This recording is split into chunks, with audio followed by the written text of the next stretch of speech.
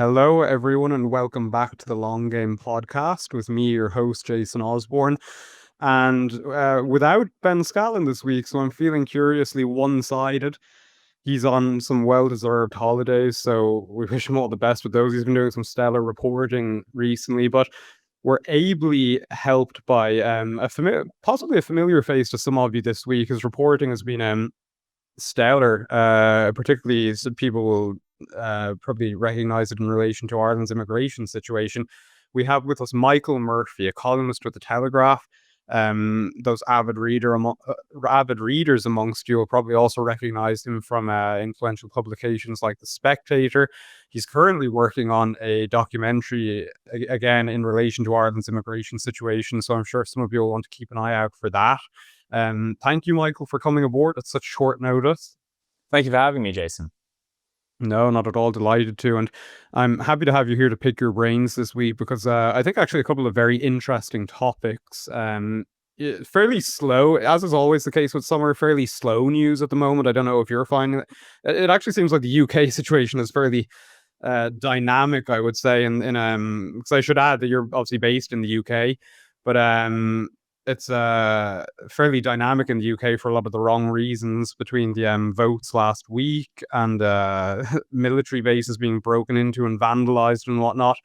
In Ireland, things have been very slow, but despite that, we've got some very interesting stories this week. And I was thinking about maybe kicking us off with some changes to the US vetting process for students applying for J1 visas. So for those viewers who aren't aware, the US State Department has updated advice, which now requires all students applying for that very popular visa to make their social media accounts public so that they can be vetted by US authorities. So, as might be expected, this has received quite some pushback from the Taoiseach, Micheál Martin, and from the Taoiseach, Simon Harris, both of whom are going to be advocating on young Irish people's behalf to sort of tone down, I suppose, the measures.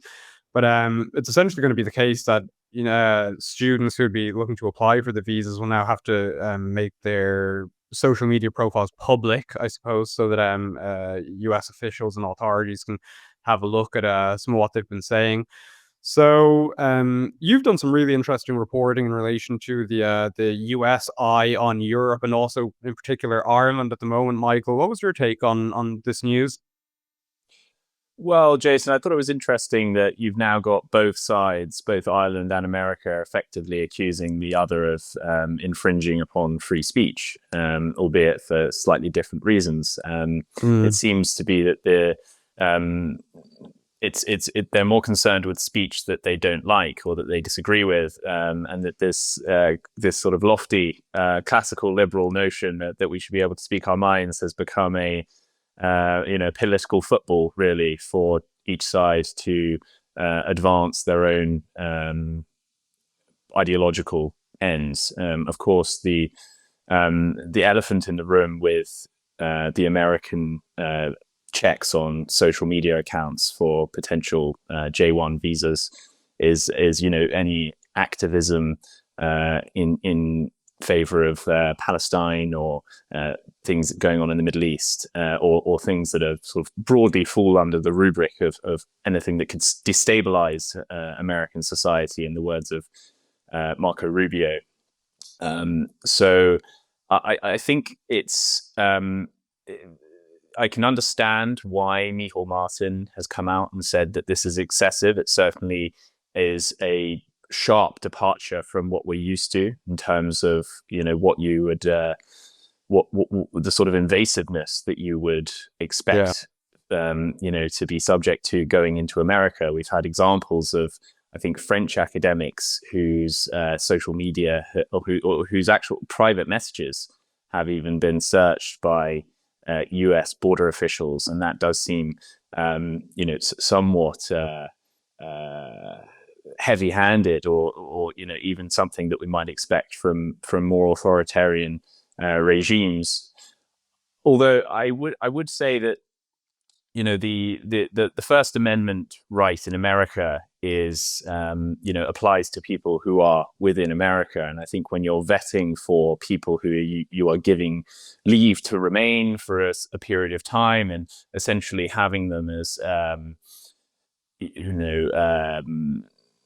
sort of, Yeah. half citizens in your Yeah. society, then I think that the requirements that you have to meet are, obviously going to be more stringent than those of domestic people in America. And so I understand. I find myself sympathizing with both sides on this, really. Yeah. But I No, do think that America, it's they're well within their right to, in the same way as they search your luggage, they are within their right to review your public utterances.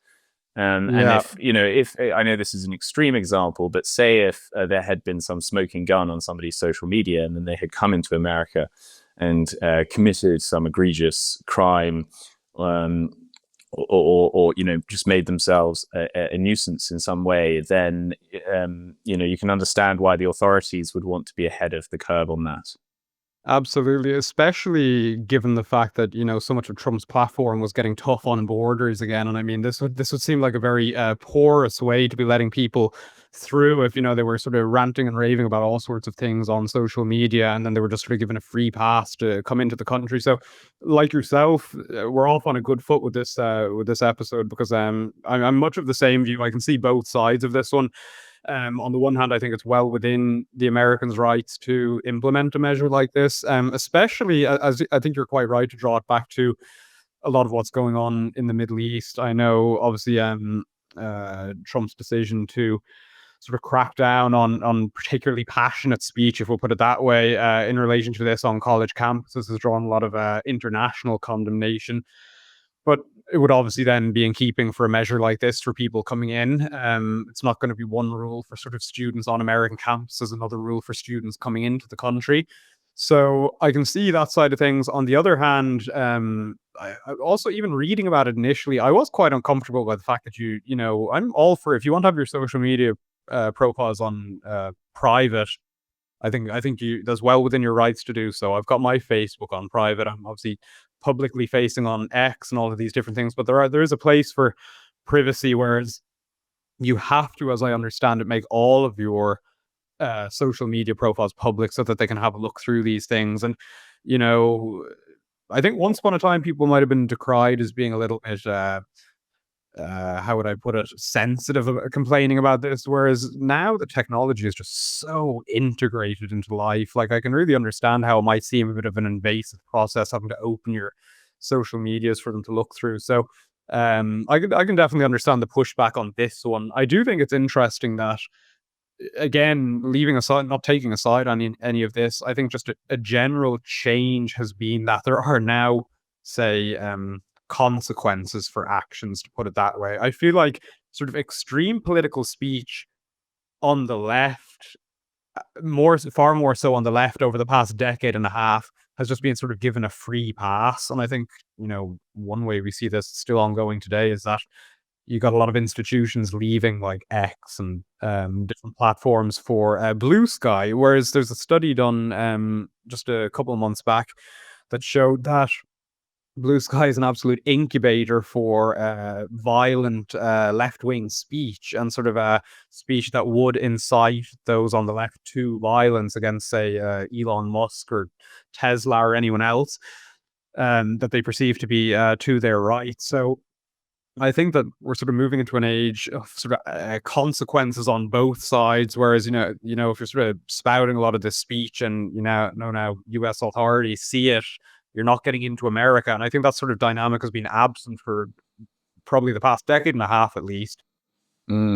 Yeah, I think it's a dangerous precedent to set as well, because if you're maybe on the right and you feel that this is going to primarily disadvantage your political opponents, then you're going to be a little bit less bothered about it than you would, say, if you were getting visa bans for criticizing trans ideology, or for matters of religious conscience in America, and these things can easily be turned on the other foot if there's a new dispensation in Washington, and they decide that they want to keep this, but just turn it on somebody else. And so I would see this as potentially a good opportunity for some extending of an olive branch across the political aisle, and saying, actually, if you wouldn't like it if this was being done to you, then you shouldn't be a hypocrite about it. And I think that it does get into murky waters when you've got U.S. government agencies trawling through your public social media, and then where does that data go? How is that going to prejudice you in the future? It's all rather opaque, and obviously the US can effectively do what it likes, but part of free speech is that we can all have our own views on it, and I think that's an important part of the democratic process, really. If Dublin is within their rights to make some representations on this, and I don't know if that will be enough to tip the balance in Washington, but I think I would probably lean more towards the Irish government's position on this, and I think a lot of our listeners would as well. I mean, I know prior to this, if I remember the stat correctly, it was something like there was already a decrease of about a quarter, 25% of young people looking to travel over to the US because of sort of the shift in culture, I suppose you could say, generally. So whether the impact, say, of these new visa rules will be as dramatic as it would have been another year remains to be seen. But regardless, I do still think the J1 is a bit of a rite of passage for a lot of Irish young people still. I mean, you've got excuse me, you've got the leaving cert holidays, say, that start right after 60, when people do their final exams. That's something that thousands of young people across the country would engage in. Then once they get into college, and many of my friends did it, I didn't actually. I lived in America when I was younger, so I didn't sort of feel the need to go over for a J1. A lot of my friends went over on J1 visas, so it is an extraordinarily popular thing still, even leaving aside that sort of drop since Trump came back into office. Classier than the British alternative of going to Ayia Napa. Yeah, exactly. I mean, the J1 is, I know, you wouldn't necessarily describe America as the most cultured destination, although it does have, plenty of its own culture, but it certainly beats going to, what do they call it, Lanzarote, or butcher the names now, Xanthos or something like this. Yeah. But suffice to say, I too would find myself sort of more sympathetic to the Irish position in this regard, because as it is well within America's right to implement rules like this, but I think that how is it going to be, I suppose, if some young person, say, they didn't have anything to say about the Middle East, but they were sort of expressing vehement opposition to the current administration in the US. It's I don't think it's possible for either of us to say what the decision will be on the US's part. You would hope they'll obviously let them in regardless, because that's free speech. But there's a lot of scope there, I suppose, for doubting the intentions of the or not the intentions, sorry, but doubting the outcomes of some of these cases. Mm-hmm. Yeah, I mean, it's potentially some of the early warning signs that America is becoming a moving towards becoming a more closed society in the mold of Viktor Orban, where they want to erect a cordon sanitaire around the institutions and the integrity of their body politic. They're certainly having that approach with illegal migration, which is completely understandable, but it now seems that it's taking it on an ideological flavor. A lot of these students will obviously go to, or workers will obviously go into some of the finest institutions in America, which then can then set the cultural weather, as we've been seeing in recent years with the demonstrations at Harvard and pretty much every Ivy League school. So it's I think it's an indication of the direction of travel that Trump and MAGA more broadly wants to take America in. No, it's absolutely fascinating. I mean, whatever else might be said, the liberal consensus of the past again, geez, well, in much longer than a decade and a half. But I described it before we went live that I feel like the past decade and a half in particular were something of a fever dream. Maybe that's me just sort of going back, as a 29-year-old, just going back as far as my sort of adult political engagement allows me to go. But that's certainly how it felt. Another topic that I wanted us to cover today, and no less contentious, and I know this one generated a lot of conversation amongst our readers, and I think also more broadly, because it relates to some reporting. Again, Ben did a week or two back that indeed was commented on by the Taoiseach. So before we get into the story itself, just the background context once again, which was that it emerged that outreach, sort of Garda recruitment outreach events had been held in multiple IPAS centres across the country. That, when Ben and I discussed that on a previous podcast, I was a little speechless about it because it just seems so mad on the face of it, and indeed it is mad, and has sort of been decried by a number of the government's top figures since it came to light. So there's that. So you have that absolutely mad development on the one hand, and then you started having Garda applicants come forward, and Ben has reported on a number of them, who were denied for absolutely, you would say, ridiculous reasons. So there was one, a Defence Forces veteran, who was denied over his leaving cert results, essentially. So again, it's sort of final school results. He said that he did his leaving cert in 1997, so long time ago. And then when he applied for it years later, he was denied on the basis of those. There was another applicant who said he spent thousands of euro. I think it was, if I remember correctly, it was €4,500 on laser eye surgery. Because he was sort of advised that he would require that in order to become a Garda, and then he was rejected. So I suppose look at it one way, say he got a medical procedure out of it, but on the other hand, he got screwed over. Then there was another one who came forward and said that his daughter, this was another man, came forward and said that his daughter was rejected over what he said was a small, inoffensive, his words were, an inoffensive tattoo on her back and neck. That if I remember correctly, it would be sort of just visible, but really not at all. So you've got these sort of reasonings given anyway with these people who got in touch for their applications being denied to the Guards, set against a backdrop of Guards obviously going into IPAS centres where you have people whose asylum applications are outstanding. That is to say, like, they're still up in the air. And you've got the Gardaí coming to them and sort of, presenting them with the possibility of a career in the National Police Force. So this is rightfully one that generated a lot of interest. There are stories that got a lot of reads, and I am curious to hear what your take on that is. Well, I think it's a fascinating example of how the doctrine, the state-enforced doctrine of multiculturalism that we've seen in Britain and in Ireland, effectively creates tiers of citizenship.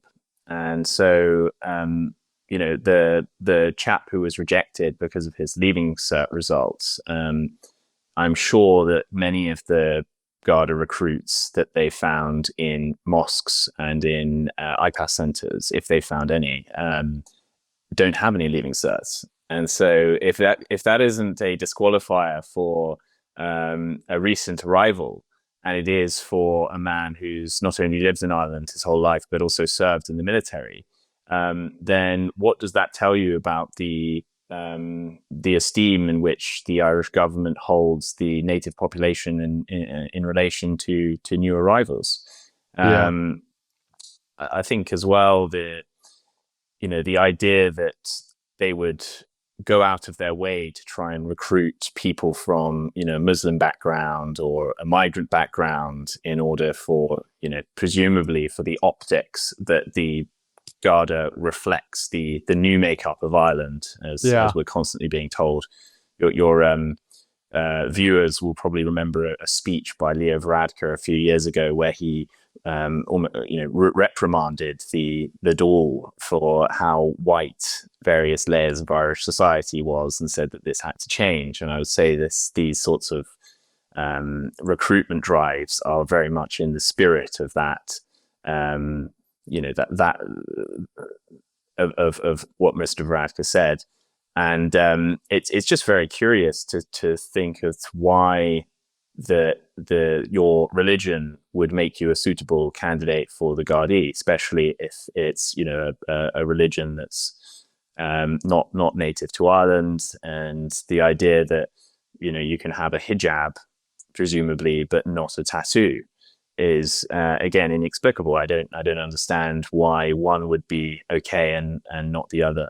I think you sort of alluded to it there a moment ago, and this is an area in which Ireland is very much following in the UK's footsteps, which is that you have sort of a recruitment effort to mold the police force in a way that, as they say, better reflects modern Ireland. And it's because there's this idea that you need people who look like representatives of certain communities in order to police those communities, because I suppose they have more legitimacy. They're more likely to be entertained, I suppose, by these communities than an outsider would, to put it this way. That the precariousness, to put it that way, of this strategy can't be foreseen by our own political leaders, especially given how advanced this process is in the UK, that you do essentially have communities living in parallel to one another. Places as well that I understand, much as in France, police just leave to their own devices because they get so little. They have so little pull with these communities, again, to use the modern language. So we're really sort of just ignoring the missteps of other nations in this. I mean, another way to look at it would be that if you are from a certain community, that you're more likely to be partial to that community and show favoritism. And, we're seeing examples of that where, in Holland, there was a story last year about a Dutch policing union which was having trouble, I think it was the Amsterdam Police Department, which was having trouble finding officers to police Jewish events. This is all in the backdrop of everything that's going on in Gaza and the increasing diversity of the Dutch police force in recent decades.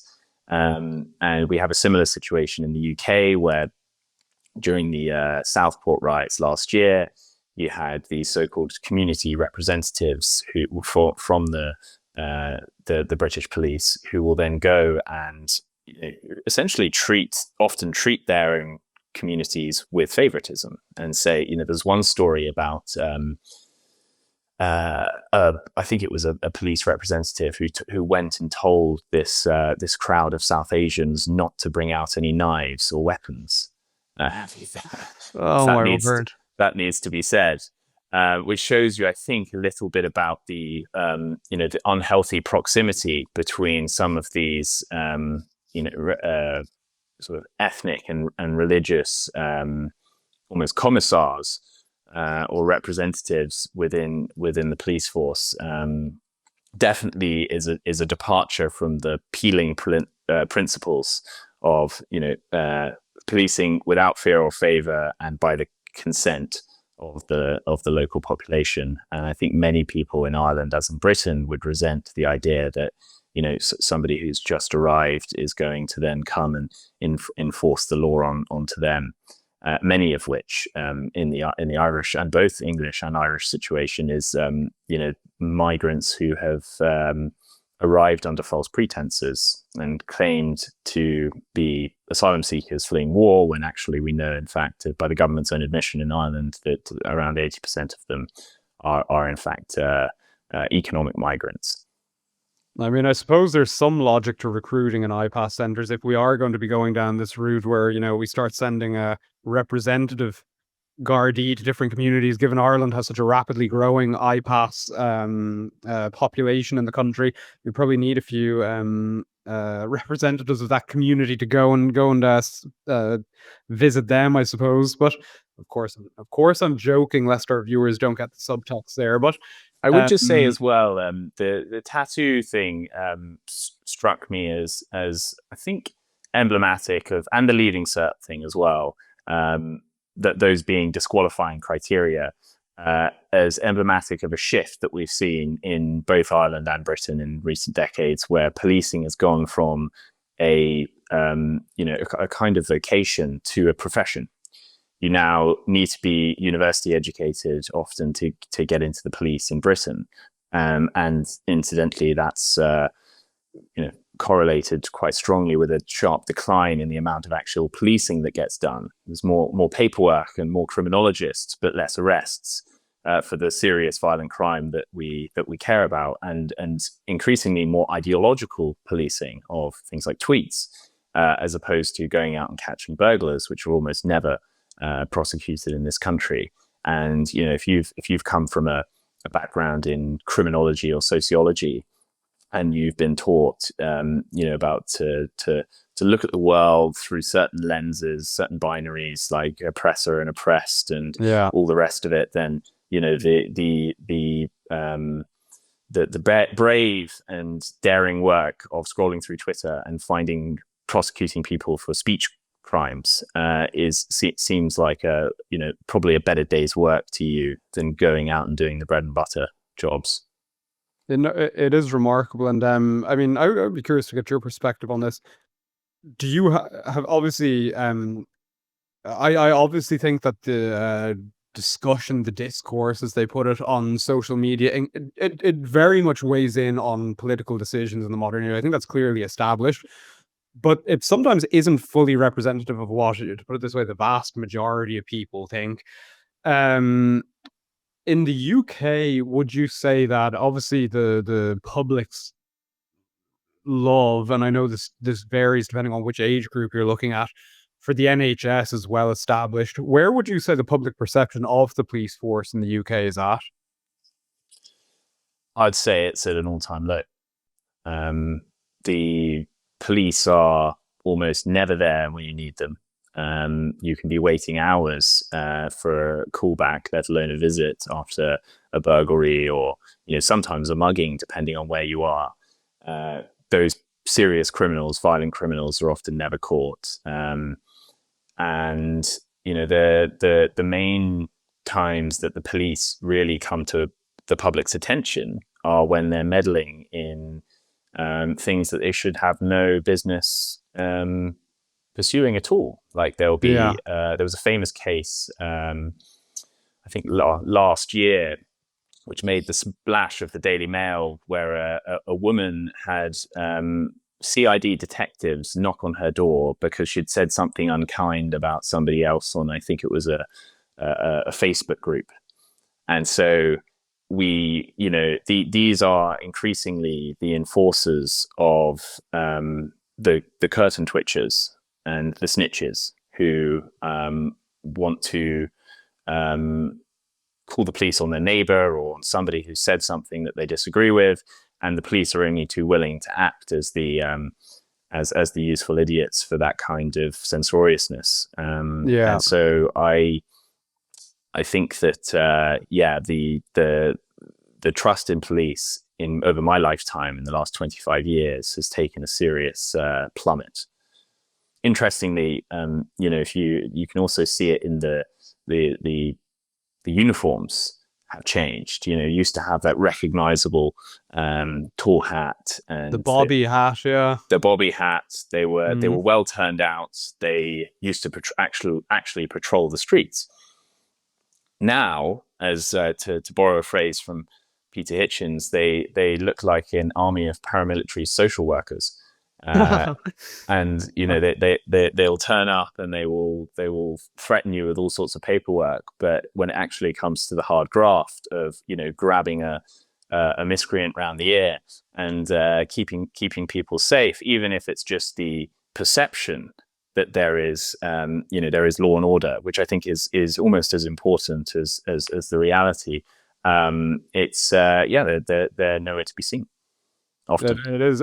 And accompanying this, obviously, as I said, I do think social media, it has a bigger impact than I think a lot of people are inclined to give it on sort of attitudes and sort of public discourse. And I think an unavoidable contributor to the delegitimization of the police are just embarrassing incidents that they're involved in going viral or getting out there. I mean, the number of clips I've seen of, admittedly, this is more so something I've seen come out of the UK than Ireland, although it undoubtedly exists in Ireland, have been, clips where it takes like 2 or 3 officers to restrain some teenager or something like this. And it's like, what message does this send other than that, like, they're gonna smother you, as you say, with an army of paramilitary social workers rather than with these, enforcers that ought to be feared. And I mean, this is ultimately the only way the law is going to work, is if this gang is bigger and stronger than your gang. I suppose there's a blunt bottom line to it. Yeah, we see these absurd videos of, prepubescent looking children in oversized police outfits, almost like they're a North Korean general running up to a massive, roadman or something, and these small women who are just being, completely Sort of providing moral support. providing moral support, but being completely manhandled and flung around by large men who are committing Yeah. crimes. And it's almost a perfect allegory for what the police has become. Really, it has its ideological objectives, very on board with gender quotas and all the rest of it, and then everything else, including its raison d'etre of solving crime, can just be backfilled to suit that ideological objective. I think as well. I mean, the element of ideology can't be dismissed from the. I don't know whether delegitimization isn't too strong a word to use. The process that's taking place, not just with the police, but through government more generally, where a trend I'm increasingly, it's no new trend, but I suppose I'm seeing it among a broader swath of people than I had previously, is this distinction between the nation and the state. I'd heard it described, obviously the state as sort of being like this ugly toad squatting atop the nation, and I feel like this framing or this worldview, it's to be found elsewhere, but I feel like it's particularly keen in Ireland and the UK, where long and traditionally noble institutions like An Garda Síochána and the British police force in the UK, that would by and large have received public support, are being seen as, I suppose, the enforcers of two-tier justice. I mean, there's obviously the great name for Keir Starmer over the course of the riots, two-tier Keir, and I mean, once that perception gets out there, like, what do you expect? But I suppose a degree of um, dismissiveness, I suppose, about these institutions. Yes, I think similar dynamic is slowly happening in Ireland, but it's much further along in Britain, where you've got a significant portion of society, and not just the forgotten underclass in maybe post-industrial rural or northern England or the Midlands. It's now, this is circles that journalists and politicians will all be running in, where there is just a sense that the British state is working in almost every way that is inimical to the interests of the British people. And so I think that's a very valuable distinction, and just to name a few examples off the top of my head, we've recently signed a deal with Mauritius to surrender the Chagos Islands, which is a British overseas territory, and paid them billions of pounds for the pleasure of giving them that land. Now, Mauritius is, I think, hundreds, if not 1,000 kilometers away from the Chagos Islands. It's never had any historical claim to it, but somehow we've been hoodwinked by human rights lawyers who will then go on boast about embarrassing Britain on the global stage afterwards, that this was the right thing to do. There was recently a set of laws proposed, which by the sentencing guidelines, I think it's the Sentencing Council, basically introducing a mechanism by which minorities could get reduced sentences for crimes. It didn't guarantee that being a minority would mitigate your sentence, but it gave the opportunity to appeal on that basis. And so that was inevitably going to lead to a two-tier system of justice for the native born population and the migrant descended population. And everywhere you look, you see the British state working at odds, at some points even looking to be a sort of treasonous aspect of the way we're governed. And I think that many people in Ireland, especially around who are concerned with issues like migration, feel the same way. Absolutely. Well, just in the interest of not keeping you too long, if these are examples, I suppose, of well-earned delegitimization, we might turn to a topic that, certainly in my opinion, is an example of fabricated delegitimization. Fabricated, I should qualify that. Not entirely fabricated, but certainly, how would I put it? Misplaced. No, well, it's a more complicated one. That's what I'm getting at, which is that we're going to get onto the topic of tomb, to put it that way. You mentioned this before the call that it might be a good one to bring up because there's a dig starting at Tomb. Now, Tomb, curiously enough, for such a sort of out of the way place, has really garnered global headlines. And I was reminded of this recently when I was scrolling Facebook, and I saw headlines about 800 babies found in septic tank in Tomb in Ireland. And this post was from the New York Post, I think. New York Post on Facebook has multiple pages, and they had something like nearly 400,000 reactions on this story. Another post had about 100,000 reactions, and I was like, this is just sort of being like read and regurgitated everywhere. This idea, sort of crystallized the idea that I'm getting at here, that religious orders ran these mother and baby home institutions in Ireland, and they essentially were responsible for the deaths on an industrial scale of children in these institutions. Tomb has sort of become a byword for that process because it's sort of, say, in the ether now that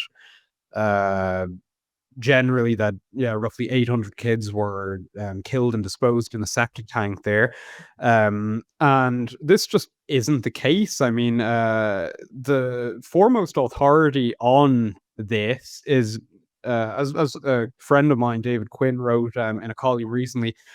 The foremost authority on this isn't like a movie, because there's obviously sort of popular movies about this topic, or a lot of the vitriolic newspaper articles. It's the government report in relation to this, which is the Commission of Investigation into Mother and Baby Homes.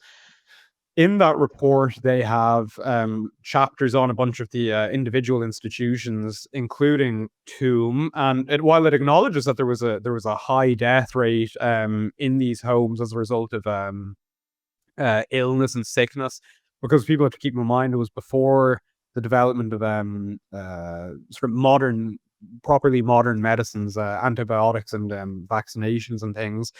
You had like TB and flu and measles making their way through these often packed settings. So just to say that certainly deaths happened in these places, but the idea is that you sort of had ruthless nuns, I suppose, stalking the corridors and sort of throwing children out into the cold. And you read this report, it's like, it's not only extraordinarily varied in its responses, there's a lot of positive response to the sort of individual figures who are mentioned in relation to Tomb. There's one woman, I remember reading it a couple of years back when I was writing a little bit about this for the Irish Catholic, which I wrote for before Gript, Sister Hortense, who, if I remember correctly, she ran the home for much of its time. She's mentioned 30 times or so, and there are a lot of very positive things to be said about her.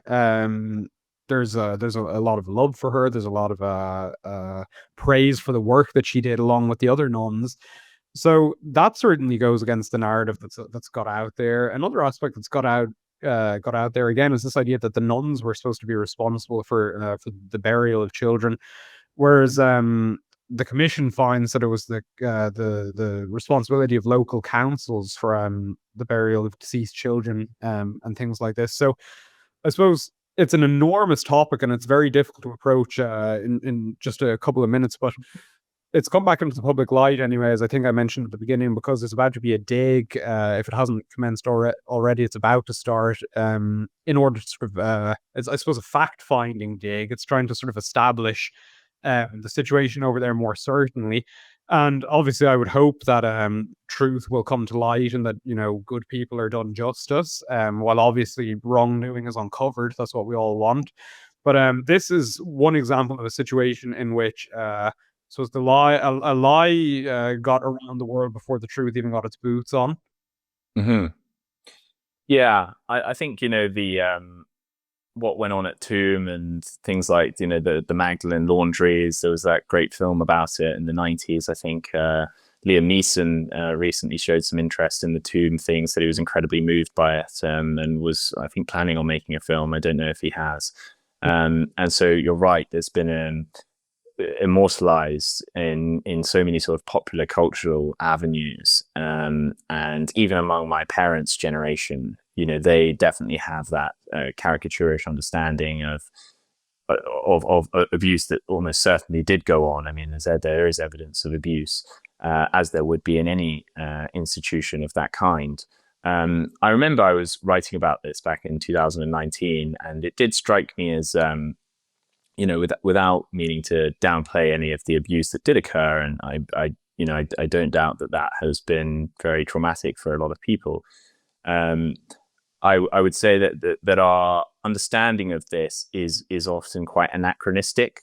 So we apply the standards of today to an institution that was, that was, I think, going for over 100 years, and the idea that in, say, the late 19th century in Ireland, if you were to have a baby out of wedlock in a community where there were, food was scarce, resources were scarce, as there is in all agrarian societies, there are taboos and prohibitions against having children without the means to provide for them, i.e., marriage.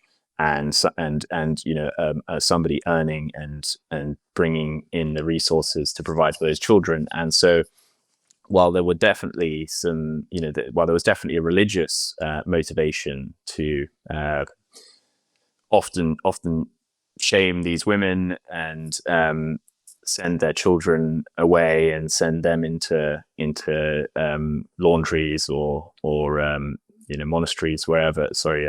Away with the nuns. Yeah. I think that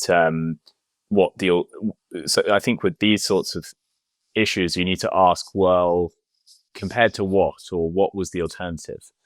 And the idea that some of these communities probably couldn't afford to feed another mouth, and just have dependence multiplying in that way.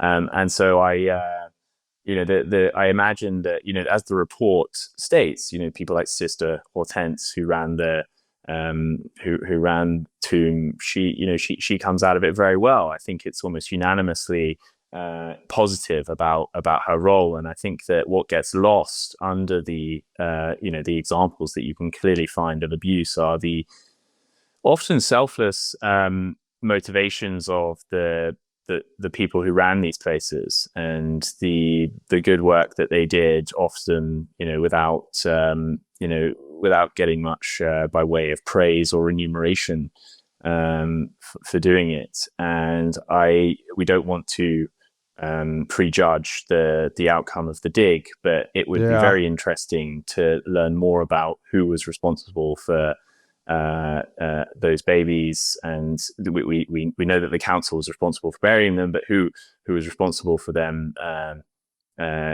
being mistreated or otherwise. I would also just make one more point as well, is that the life expectancy of a child that's not being raised by their biological parents, and especially by two parents, is just generally lower.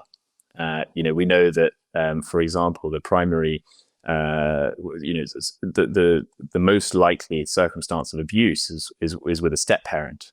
Yeah. And so I would say that the further the degree of separation between a child and the biological mother and father, the greater the scope is for abuse, neglect, mistreatment. This is nothing new. We've seen it in orphanages all around the world.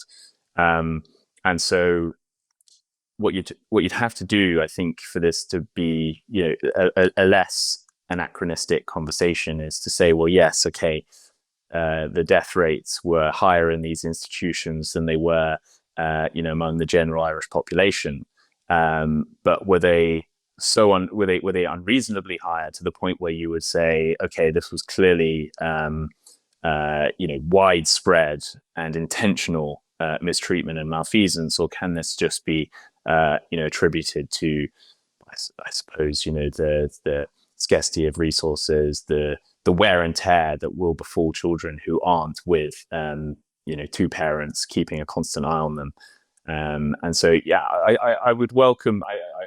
I know David. I think his writing on this has been very important. He seems like a somewhat solitary voice in Ireland, and if we do come to a more nuanced understanding of that history, I think it would be no bad thing.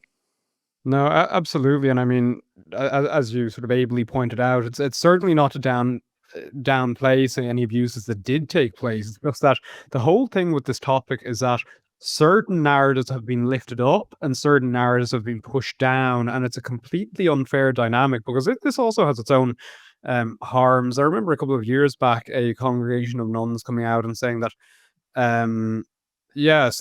religious women did feel particularly demonized by the way they were talked about in society, by their depictions in media and things like this. And, knowing a number of religious sisters myself who were obviously absolutely lovely, that's an injustice. And I mean, again, it's just, we have to be as objective as we possibly can be about this. I mean, when that investigation came out back in 2021, if I recall, I did a feature again with the Irish Catholic back when I was writing with them about Bessborough Mother and Baby Home, which is down in Cork. And a number of women had got in touch to essentially offer their side of the story, which they didn't feel was being represented in the national discourse around this. Again, they didn't want to downplay any of the suffering other people did actually undergo, but they just wanted to say that their experience actually was good, and they were treated very well by the religious sisters running that institution, and that they were very grateful for their care while they were there. Ultimately, that is a completely sort of taboo perspective, and it shouldn't be, because these are people's actual experiences. And again, when sort of again, I'm not saying that all of the abuse are lies, but there certainly have been lies told about this topic, because it's dangerous, because it isn't a victimless crime. And I think we were chatting earlier about how there's a parallel in Canada, the residential schools. A couple of years ago, it was claimed that there were, if I remember correctly, it was about a suspected 200 bodies on the grounds of a particular residential school. They investigated and they didn't find anything. And this was a process that was repeated a couple of times. That didn't stop there being well over 100 arson attacks on churches and cases of vandalism all across Canada. And I remember it very clearly. There were very dramatic scenes of old church spires collapsing back into the buildings, engulfed in flames. And it's like, as we're told so often in modern Europe, words have consequences. They do have the power to incite. It's just, we're sort of we're very quick to quell reckless words in relation to certain topics like, say, immigration, and not so quick when it comes to I suppose more socially acceptable whipping horses. Yes, I agree with that. The Canadian situation is quite staggering because they essentially fabricated an original sin. Yeah. In the same way as America has slavery and Ireland may have the abuses of the church. It was almost like Canada felt left out, and its very liberal government needed a historical boogeyman to sort of beat with a stick and use it um, to bulldoze the remaining remnants of old Canada in to make way for the new.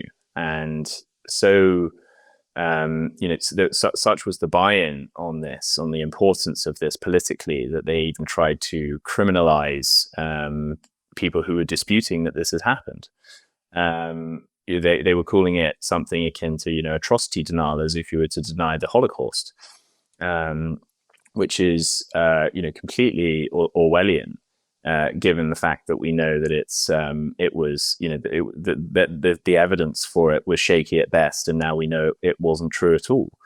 And so I think that's a very pernicious example of this sort of thing. At least there are evidence. There's the evidence for slavery and certain abuses in the church in Ireland is at least there. Absolutely. And I think it does reveal something about there's nothing new under the sun, and many of our major religions have felt the need to invent an original sin, and liberalism is no different. No, absolutely. And yeah, I'd completely forgotten actually about that sort of attempt to make to make disputing the so-called residential atrocities essentially a blasphemy law, ironically. Yeah, like I'd completely forgotten about that, and it's obviously absolutely insane with the way things turned out. But anyway, as I see we're running out of time, I wanted to end on a slightly lighter note, and I would do so by asking you, Michael, whether you're a ChatGPT user. I use it very occasionally to search for things if I want to do an advanced search. I will also use it as a sort of on-the-go GP. If I'm feeling hypochondriacal, I can consult it, and it's actually I will tell my fellow hypochondriacs that it's much more optimistic than Google. So I wouldn't recommend using it too much, but it will give you a more sanguine prognosis. Yeah, well, I'm glad to hear that you've got your use of it under control, because Ben and I often like to end with a cultural topic, and I thought this week would make it no different, because there was one study that was extraordinarily interesting to me out of MIT. And now I'll also preface this with just two caveats, as I did when I wrote about it. That the first is the paper in question has yet to be peer reviewed, and the second is that it's focused on a very specific set of activities, namely sort of essay writing and things around that. And it was dealing with a very small sample size. If I remember correctly, it was something like 54 participants. And so what this study, as I say, out of MIT, which is obviously a very well-established institution, well-regarded, found was that it had three categories of people amongst those 54 participants. It had large language model users, so ChatGPT users. It had search engine only users, and then it had brain only users. And it asked them in various stages to write essays using only the tools assigned to their group. So whether that was ChatGPT, whether that was a search engine, or whether that was the good old fashioned brain. And they did this over the course of a couple of months. And then in the last phase of the study, they swapped some of them around. So they swapped the ChatGPT users to using just their brains, and they swapped brain users to using ChatGPT. All the while they were doing this, they were scanning their brain activity using EEG scans. Long story short, what they found was that brain activity, brain connectivity and activity more generally was much higher amongst brain-only users. It was far more diminished amongst ChatGPT users, with sort of search engines being kind of in the middle, but more so towards brain-only, implying that it's a sort of healthier, more organic form of search activity.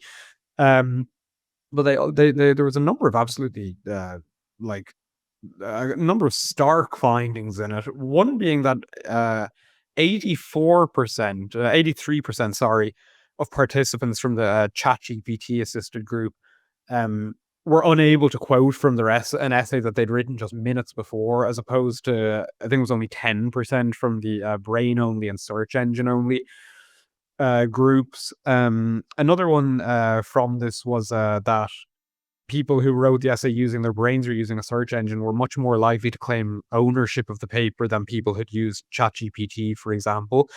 So the sort of bottom line of all of this is, and the reason the people behind the study felt that it was important to release before it's peer reviewed, despite those caveats I mentioned at the beginning, is that ChatGPT is well integrated into education at this stage, as any teacher will tell you. I've spoken to teachers who have been finding sort of AI assisted essays being, if not entirely AI written essays, amongst that which is submitted to them. So, like, the horse is well and truly bolted at this stage in regards to this technology, and it appears to be having this detrimental effect on users, at least in relation to this activity.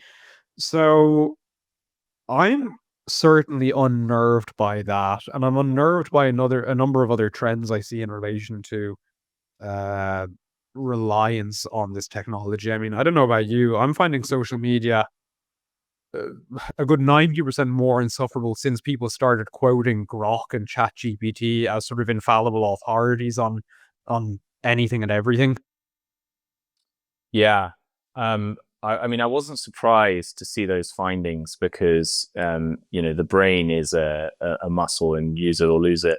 That whatever shortcuts you take, that's going to, deprive you of having done that cognitive legwork. And the way we know that our brains, our neurons and our synapses connect to one another with the absorption of new information and the integration of that process of learning something and then writing about it, kind of sears it into your mind. And Yeah. you once you've written an essay on something or an article, you've mastered it in a way that you clearly haven't if ChatGPT has just written the essay. And so I think that that it's good that we have data on that to present to young children or anybody else who is tempted to take the shortcuts, because it's a Faustian bargain. Ultimately, you do that for long enough, and your those deficits will pile up, and your brain, if it's only ever running on 10% capacity over a long period of time, that's going to make you less formidable in whatever field you're trying to use it in, and the effects could be quite far-reaching. We still don't know the long-term ramifications of that. It reminded me a little bit of when we transitioned from primarily oral to written societies. Many of those oral tendencies, like the ability to memorize vast epics and stories, completely atrophied because we had this new technology that we could rely on to reproduce them on demand. And so there's always a trade-off with these things. Obviously, we got many advantages to moving towards written text. It's not obvious that we will get those same advantages from AI. I mean, I think we still have not, this is just the latest blow to the educational edifice. I don't think we've grasped at all our impoverishment when it as you say, it's sort of a Faustian bargain. All technology presents us with this. It's like convenience at the cost of capability, ultimately, and scale at the cost of depth. Exactly that. And I'd seen a post on again on social media during the week, but I experienced this myself personally. reading Surprised by Joy by C.S. Lewis, in which he outlines, in his early teens, being tutored in Latin and Greek, and translating those things in his early teens. And now I know not every child had access, say, to that level of education, but it was far more widespread than it is now, in that it's not widespread at all now. It's non-existent now. Again, people will always be, viewers will be aware of my Polish connection here. I was struck watching Polish political proceedings a couple of years ago when, through my wife and through Polish friends, I come to understand that the Polish curriculum was really still quite rich. There was a lot of study of the classics, a lot of emphasis on sort of educational formation, as opposed to sort of just workplace preparation, as education has come to be. And 2 or 3 years ago, I can't remember exactly, they decided to sort of overhaul that in favor of shifting education to be a little bit more like the rest of the West. So a lot of the sort of study of classics was gone, and they really were studying some very, like, they were studying Homer, they were studying some extraordinarily rich Polish authors that I've read myself, and they thought this was an upgrade. And I remember then seeing only a week or two after this change had been made, a politician in Ireland citing the success of the Polish change to the educational system. And I was like, how would you possibly be able to tell that after 2 weeks? So that's just a brief side note, but I just think we haven't really grasped our level of educational impoverishment. And I think ChatGPT is just the latest sledgehammer blow to I mean, that it's development. almost the summit of the zeitgeist in education that's taken hold in recent decades, which is that, if something is functional, it is good, or if it's perceived to be functional, that's why people say, I don't want to study the Irish language, or I'll do geography instead of history. You often hear glib remarks from parents and teachers saying, oh, well, I never used X, Y, or Z. I never the Epic of Troy, or the poetry of Seamus Heaney, or whoever it is. It never was actually useful to me in my career. And I think this is a fundamental misunderstanding of what a liberal arts education and being versed in the humanities is all about. We have, if you go to any airport, there's a profusion of self-help books on every shelf, and it's people telling you in a very literal way, often in these sort of bullet point forms, of how to hack life and how to get all sorts of shortcuts to happiness and wisdom. Maximize efficiency. Yeah, the optimization cult. And actually, the sense of ennui and despair that we have in society, that I think that is a symptom of, used to be remediated by studying the classics, by familiarizing yourself with the canon of Western art and literature, in no small part because what resonates with you in a book or in an art piece is another way of getting to know the deepest parts of your soul in yourself. It's very revealing, and it informs you about things like how to live a good life through the lives of others, and that vicarious experience was essential in the process of forming our civilization. Literacy and civilization are pretty much coterminous phenomenon, and so I think that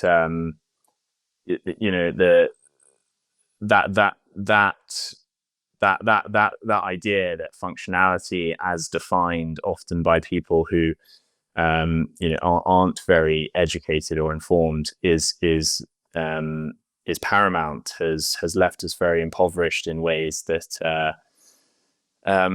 we aren't necessarily tangible, but that we can see all around us nonetheless.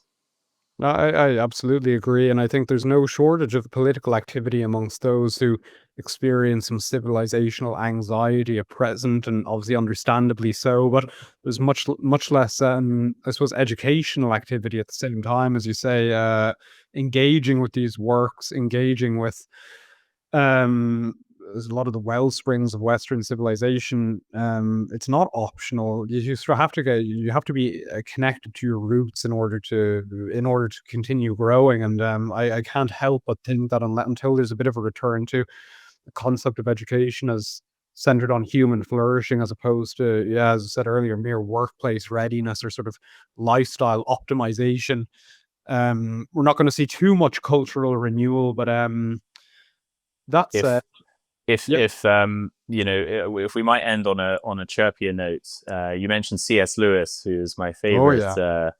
one of my favorite writers and Christian apologists, and he has a marvelous essay called "Learning in Wartime," which he delivered first as a lecture, I think, in 1939 in Oxford University, where he posed the question of, when we have these pressing and urgent concerns, like the survival of our country and matters of war, what's the justification for seemingly indulgent or abstract pursuits like beauty, truth, love, those classical virtues? And he made a very powerful. He has a very powerful part of that essay where he says, the ants have decided that to be a colony, and that the survival and the flourishing of the colony trumps everything else, and those exigencies are everything. Whereas man is different. He combs his hair at the gates of Thermopylae, and he cracks jokes on the scaffold, recites the latest poem while marching on the gates of Quebec, and propounds mathematical theorems in beleaguered cells. It's just a very beautiful essay, and I think it's it's probably one of the primary texts on what's the beauty and art for its own sake. No, a wonderful recommendation, and yeah, I would also second that for anyone interested in reading an essay for our time. So yeah, as I said earlier, I didn't want to keep you too long, Michael, because you're a busy man. But thank you very much for joining us on the Long Game podcast this week, and I'm sure we'd be more than happy to have you back again in the future. So thank you, and to our viewers, we'll see you again next week when Ben should be back at my side. So thank you all for tuning in, and God bless.